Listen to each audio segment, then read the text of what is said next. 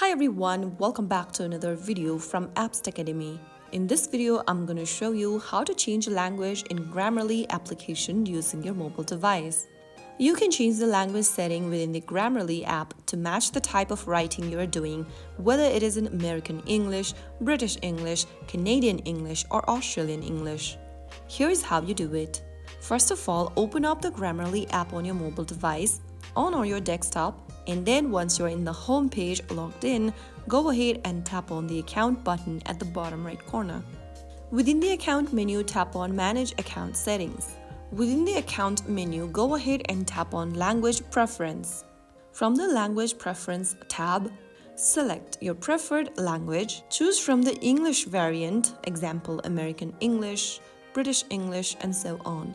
After choosing one of these options, you can then get back to the home page, and now you will be able to change to a different language of your preference. Now your Grammarly is set to help with your writing based on your chosen language, ensuring accurate spelling and grammar correction for the variant you are using. That is how you change your language setting in Grammarly. I hope the video was helpful to you. If it was, make sure to give us a thumbs up and subscribe to Apps Academy for more tutorials like this. I will be back again in the next video.